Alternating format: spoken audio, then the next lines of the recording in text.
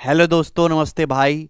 तो आज 9 मार्च है। सीएचएसएल की फर्स्ट शिफ्ट कंप्लीट हो चुकी है 9 बजे से 10 बजे तक। और जैसे बच्चे बाहर आए तो उन्होंने बताया, अपनी प्रतिक्रिया दी। तो हमको पहले से उम्मीद थी कि सीएचएसएल का पेपर ओवरऑल जो है वो मॉडरेट पेपर है और उसमें मैथ्स का जो सेक्शन है वो काफी इजी रखा गया है। ऐसा नहीं कह सकते कि सवाल बहुत आसान है, आप बिना पढ़े चले जाओ तो आप सारे सवाल कर पाओगे, ऐसा नहीं है। आप अगर थोड़ा बहुत भी पढ़ते हो, पूरा सिलेबस एक बार अगर आप हल्के से रिवाइज कर लेते हो, कंप्लीट कर लेते हो, तो आप सवाल कर पाओगे। कोई भी सवाल ऐसा चैलेंजिंग नहीं है। ज्यादातर जो क्वेश्चन है वो फिक्स टाइप के हैं। मिसलेनियस क्वेश्चंस बनाने की कोशिश बिल्कुल नहीं की गई है। शीट में जो हम फिक्स टाइप के क्वेश्चंस कराते हैं, मतलब कोई भी चैप्टर की आप पहली दूसरी तीसरी शीट ही कर लो तो आपका काम बन जाएगा।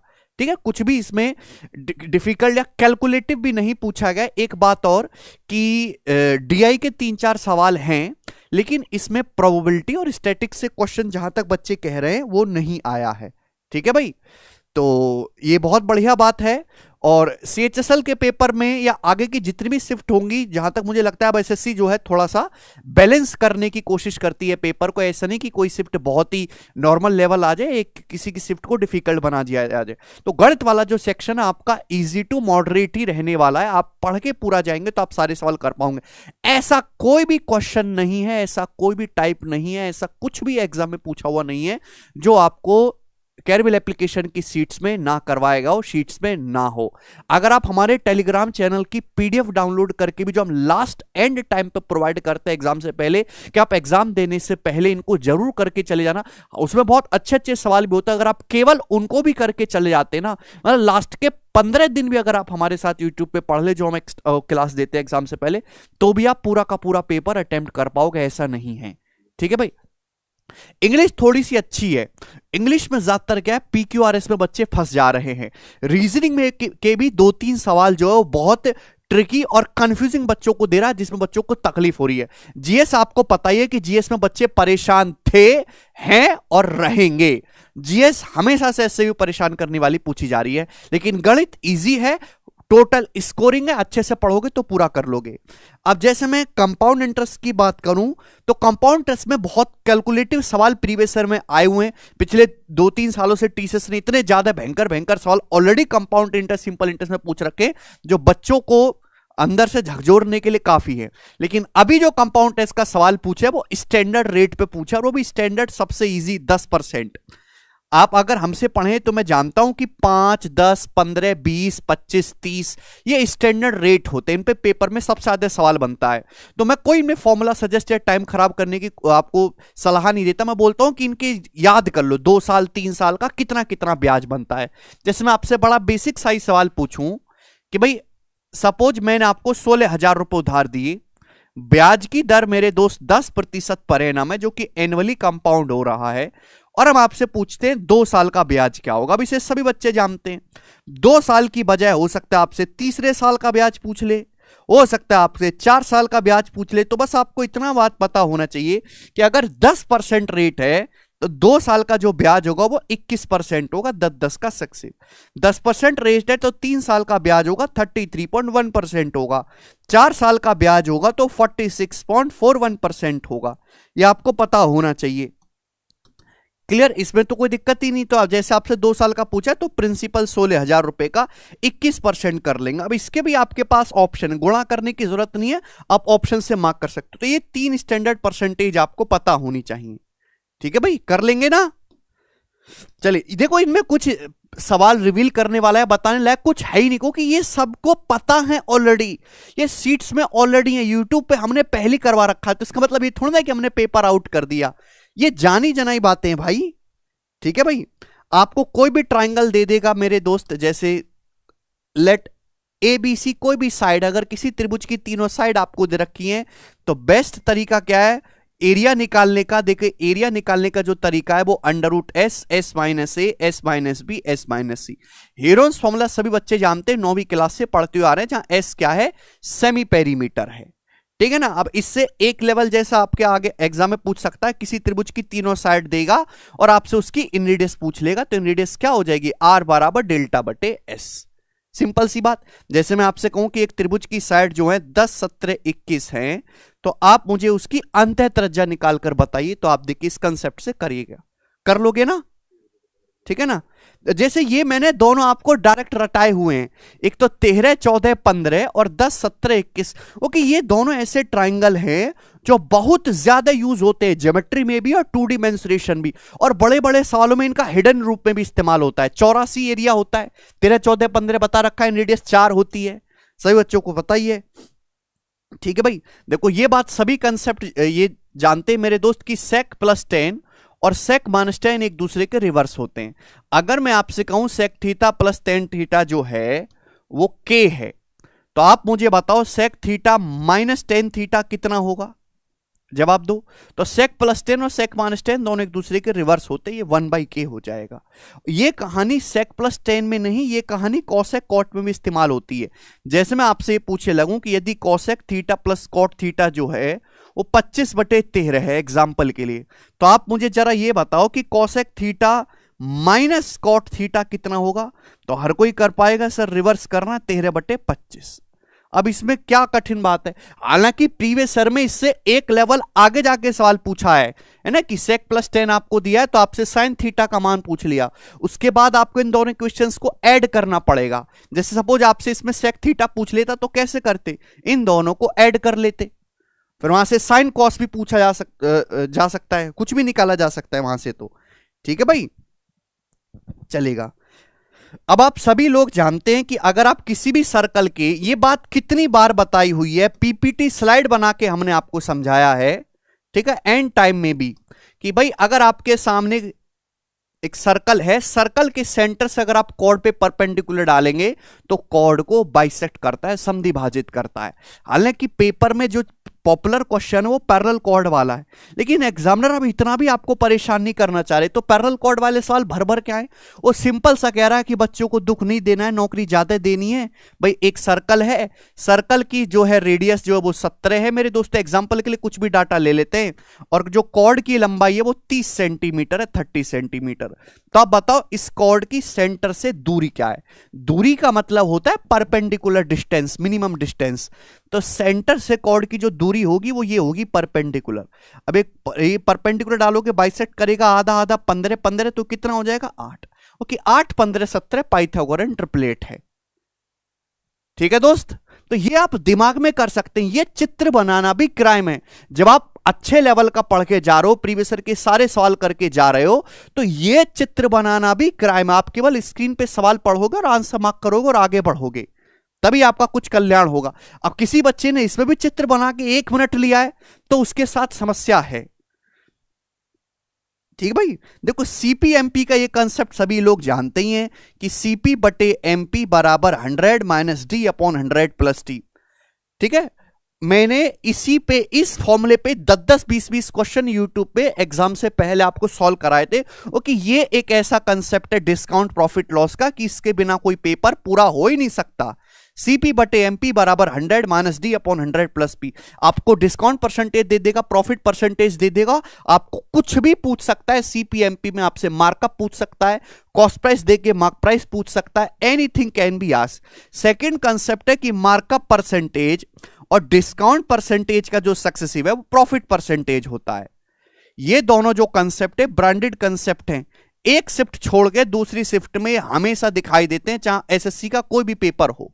ये जो दो कंसेप्ट आपके सामने हैं, मैं केवल आपको कंसेप्ट्स बता रहा हूं और जो ऑलरेडी बताए हुए, इसमें कोई नई बात है ही नहीं। अब जैसे ये वाला फॉर्मूला देखो, अगर हम आपसे कहें कि a प्लस बी बराबर c है, ये दे दिया आपको, ठीक है भाई, और आपसे ये पूछ लूं कि बताइएगा a cube plus B cube minus C cube plus 3abc कितना होगा, जरा बताओ। एक एक मिनट की शॉर्ट वीडियो जो हमारा maths wonder in seconds channel है ना, उस पे एक एक मिनट की शॉर्ट वीडियो में भी ऐसी छोटी छोटी बातें बता रखी हैं जो आपको डायरेक्ट पता होनी चाहिए। अब इसमें ना बालक देख के घबरा जाता है क्योंकि थोड़ा सा चेंज करके दे दिया मैंने। अब a plus B plus C बराबर 0, तो a cube plus B cube plus C cube minus 3abc क्या होता है, 0 होता है। बस यहां पे मेरे दोस्तों c को जब इधर लाएंगे तो माइनस सी, बस यहां c की जगह माइनस सी है। लेकिन एग्जामिनर आपको इतनी तकलीफ भी नहीं दे रहा, वो आपको सीधा सीधा कह रहा है, तो इसका मान भी 0 हो जाएगा। बताइए क्या तकलीफ है इसमें, है? अगर ऐसे सवालों में भी आपको, मतलब गणित का सेक्शन ऐसा है कि आप 25 क्वेश्चन जो है 15 मिनट में कर सकते हैं आराम से, 15 मिनट से कम में ही कर सकते हैं, क्योंकि उसमें मिसलेनियस सवाल है ही नहीं, सारे फिक्स प्रीवियस ईयर के क्वेश्चन हैं जी। अब जैसे हम आपसे ये पूछें, रेशियो का बड़ा सिंपल सा क्वेश्चन आपसे पूछेंगे कि यदि P/Q बराबर R/S बराबर T/U बराबर 7/3 है, ये आपको हमने दे दिया। और बड़ा सिंपल सा सवाल मैं आपसे पूछूंगा, जरा सोच समझ के बताइएगा। 4P² minus 5R² plus 6T² upon 4Q² minus 5S² plus 6U², इसकी वैल्यू क्या होगी? जरा जवाब दीजिएगा। डिट्टो क्वेश्चन, बिल्कुल डिट्टो, बस यहां पावर 2 है, वहां पावर 3 है। हमने आपको समझाया हुआ है ऑलरेडी, बिल्कुल सेम डाटा के साथ। P/Q R/S T/U 7/3 है। देखो रेशियो ये क्या है, ये एक रेशियो है, जो मान P/Q का वही R/S का है, वही T/U का 7/3। अब आपसे चीज पूछे, बच्चे ना इसको देख के घबरा जाते हैं। देखो ना यहाँ पे ये सेम ही तो रेशियो है, P²/Q², बस यहाँ पे स्क्वायर है, तो आंसर भी क्या होगा 7/3 का स्क्वायर, 49/9 इस सवाल का आंसर हो जाएगा। इसमें कुछ है ही नहीं, ठीक है ना। बस आपको पावर पे ध्यान देना है कि रेशियो की जो पावर है वो चेंज नहीं होनी चाहिए। अच्छा, अब जैसे मैं आपसे पैसे बांटने वाला सवाल बोल देता हूं कि जो है ए किसी काम को मेरे दोस्तों 30 दिन में करता है, 30 दिन में, और बी एक दूसरा बंदा है जो सेम उसी काम को 24 दिन में करता है, 24 डेज में। यहां तक कोई परेशानी नहीं। अगर दोनों लोगों को मिलकर 27,000 रुपए दिए जाते हैं काम करने के, दोनों लोगों को मिलाकर 27,000 रुपए में ठेका दे दिया, तो आप मुझे बताओ ए को कितना पैसा मिलना चाहिए? और आप जानते हैं कि जो पैसा है वो डायरेक्टली प्रोपोर्शनल है एफिशिएंसी के, कार्य क्षमता के। जो आदमी जितना काम करेगा उसको उतनी ज्यादा एफिशिएंसी, जिसकी जितनी ज्यादा एफिशिएंसी उतना ज्यादा पैसा। प्राइवेट में ज्यादा चीज लागू होती है, सरकारी में नहीं लागू होती है, ठीक है भाई। अब यहां पे टाइम का उल्टा एफिशिएंसी, अगर ए 30 दिन में कर रहा है, 24 दिन में कर रहा है, तो टाइम का रेशियो क्या है मेरे दोस्तों? 5/4, 6 पंजे 30, 6 चौक 24। तो एफिशिएंसी का रेशियो उल्टा हो जाएगा ना, 4/5 ए और बी की। तो ए को पैसा भी कितना मिलना चाहिए? 27,000 रुपए का 4/9 ए को मिलना चाहिए, यानी कि 12,000 रुपए है। 12,000 ही देंगे ना, 12,000 रुपए दे दो ए को। बताओ क्या दिक्कत है इस सवाल में? एक भी ढेले की इसमें दिक्कत नहीं है, ठीक है जी। ये सारी बातें आपको करवाई हुई हैं। चक्के वाला सवाल है भैया, चक्के वाला कि कोई पहिया, बस मैं आपको छोटी सी बात बता रहा हूं, जब भी कोई पहिया चक्कर मारता है ना, तो एक राउंड में जितने पहिए की सरकमफ्रेंस होती है वो उतनी दूरी जाएगा। जैसे पहिया है, इसकी रेडियस r दे दी, पूछ लिया कि बताओ 10 चक्कर में पहिया कितनी दूरी जाएगा। तो बड़ा सिंपल सा कंसेप्ट है, लेकिन बस फर्क क्या है कि पहले थोड़ा कैलकुलेटिव पूछा गया, अब थोड़ा इजी डाटा के साथ है। भाई जब भी कोई पहिया एक राउंड पूरा करता है तो जितनी उसकी परिधि होगी उतना चक्कर मारेगा। अगर पहिए ने n राउंड पूरे किए तो n राउंड में कितनी दूरी जाएगा? इतनी दूरी जाएगा, बस ये है। बस ध्यान ये रखना कि आपको ना रेडियस सेंटीमीटर मीटर में कन्वर्ट करनी पड़ सकती है सवाल के हिसाब से, जो ऑप्शन है उसी में आपको यूनिट्स रखनी है, ठीक है ना, क्योंकि बच्चे यूनिट्स रखने में भी बहुत ज्यादा गलती कर देते हैं। अब जैसे हम आपसे बड़ा बेसिक सा सवाल पूछेंगे, जरा ये बताओ कि यदि कॉट ए बराबर मेरे दोस्त आपका 24/7 है, तो तुम जरा मुझे ये बता दो कि साइन स्क्वायर ए कितना होगा? साइन स्क्वायर ए। अब एग्जामिनर इतना दयालु है कि वो साइन 2a भी नहीं पूछ रहा, बच्चों से फॉर्मूला भी नहीं लगवाना चाह रहा कि क्यों फॉर्मूला लगवाएं, वैसी नौकरी दे देते हैं, केवल साइन स्क्वायर ए सेम एंगल में ही पूछ रहा है। हालांकि कम से कम सवाल ये होना चाहिए कि साइन 2a, आपको थोड़ी मेहनत तो करनी पड़े।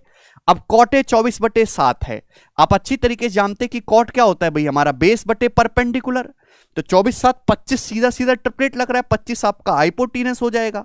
अब साइन क्या होता है मेरे दोस्तों? परपेंडिकुलर बटे हाइपोटीनस, यानी कि 7/25 का होल स्क्वायर मेरे दोस्त, यानी कि 49/625 इस सवाल का आंसर हो गया। बताओ इसमें क्या दिक्कत है?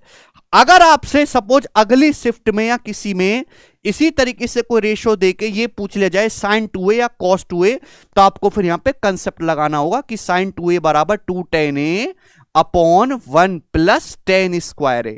आपको कॉट दे रखा है या टेन दे रखा है, एक ही बात है, यहां से साइन 2a आ जाएगा। आपसे कॉस 2a भी पूछ सकता है भाई, तो चाहे आपको कॉट ए दे रखा है ना, पलट के tan ए आ जाएगा। तो cos 2a का कंसेप्ट 1 माइनस tan स्क्वायर ए अपॉन 1 प्लस tan स्क्वायर ए।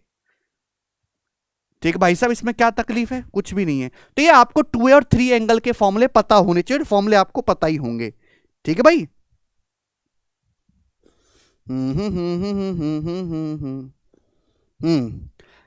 देखिए दोस्त, ऐसे दो सर्कल हैं, आप जानते हैं पिछली बार एक पहले ही पूछ चुका है कि भाई अगर दो सर्कल हैं इनकी कितनी टेंजेंट पॉसिबल हैं। अगर मेरे दोस्तों दो सर्कल के सेंटर के बीच की दूरी उनकी रेडियस के सम के बराबर है तो कितनी टेंजेंट पॉसिबल है? 3 टेंजेंट पॉसिबल हैं, 3। अगर सेंटर के बीच की दूरी बड़ी है रेडियस के सम से तो कितनी टेंजेंट पॉसिबल है? 4। जैसे कि यहां पे केंद्रों के बीच की जो दूरी है वो त्रिज्याओं के योग से ज्यादा है, तो यहां पे देखो 2 ऐसी तिरछी हो जाएंगी और 2 ऐसे सीधी सीधी हो जाएंगी, 4 टेंजेंट पॉसिबल हैं। ये सारी चीज पिछले साल के पेपर में पूछी गई हैं। ठीक है ना। अगर सेंटर के बीच की जो दूरी है मेरे दोस्तों वो रेडियस के सम से छोटी है तो उस केस में केवल आपकी मेरे दोस्तों 2 ही टेंजेंट पॉसिबल हैं। अगर सेंटर के बीच की जो दूरी है वो रेडियस के डिफरेंस के बराबर है तो इस केस में एक ही कॉमन टेंजेंट पॉसिबल है। ये पता होनी चाहिए।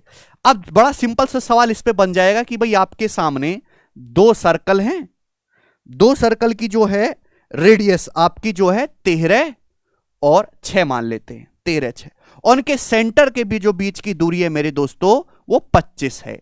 तो बताओ कॉमन टेंजेंट। अब कॉमन टेंजेंट भी 2 टाइप की होती हैं, है ना। जब अब यहां पे दोनों ही पूछ सकता है। अगर आपसे डायरेक्ट कॉमन टेंजेंट पूछेगा तो डायरेक्ट कॉमन टेंजेंट है ये वाली, और डायरेक्ट कॉमन टेंजेंट का फॉर्मूला होता है under root of D square minus R1 minus R2 का होल स्क्वायर। लेकिन अगर सपोज अगली शिफ्ट में या कभी जाके आपसे डायरेक्ट कॉमन टेंजेंट को त्रियक उभयनिष्ठ स्पर्श रेखा ट्रांसवर्स कॉमन टेंजेंट पूछ ली तो आपको डायरेक्ट कंसेप्ट पता होना चाहिए under root D square minus R1 plus R2 का होल स्क्वायर। क्लियर। अब जैसे यहां पे डायरेक्ट कॉमन टेंजेंट आपको निकाले तो केवल वैल्यू रखना है, केवल फॉर्मूला लगाना है और कुछ इसमें क्रिएटिव नहीं है। तो डिस्टेंस तो यहां पे 25 है, R1 माइनस R2 कितना हो जाएगा? 13 माइनस 6 7, तो 25 और ये 7 आपका 24 आ जाएगा, 24। ट्रांसवर्स कॉमन टेंजेंट आप मुझे करके बताना कमेंट में। ठीक है, वो सीधा सीधा बोलेगा कि आपको ये टेंजेंट बतानी है। एक बार पिछले साल के CHSL का आपको एग्जैक्ट सवाल बताता हूं, उसमें यह पूछा गया था कि 2 सर्कल है, ये उनके बीच की दूरी, तो उस टेंजेंट की लंबाई बताओ जो सेंटर को मिलाने वाली लाइन को नहीं काटती। यानी कि इनडायरेक्टली वे में डायरेक्ट कॉमन टेंजेंट पूछा था कि ट्रांसवर्स कॉमन टेंजेंट हमेशा सेंटर को मिलाने वाली लाइन को काटती है। ठीक है, तो लैंग्वेज में भी ट्विस्ट किया जाता है। अच्छा, आपको कुछ कठिन लगा इसमें? कुछ भी कठिन नहीं है मेरे दोस्त।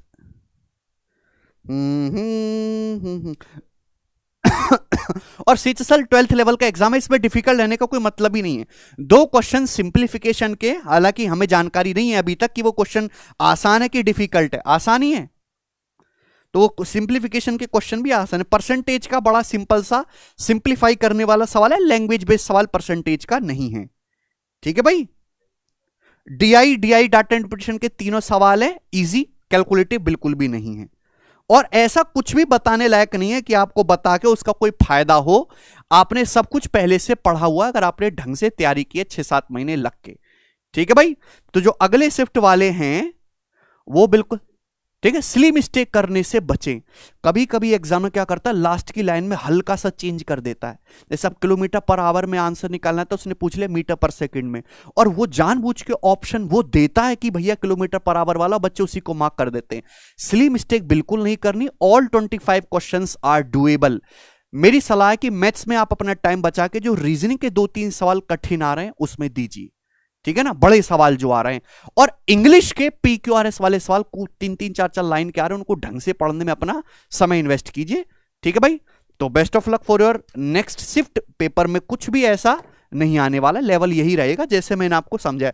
इन्हीं कंसेप्ट, सब रिपीटेड कंसेप्ट है, ये कोई ऐसा नहीं कि कभी कभार आते हो, ये हर बार आने वाले हैं और बार बार यही आएगा। ठीक भाई, चलिए धन्यवाद, बाय।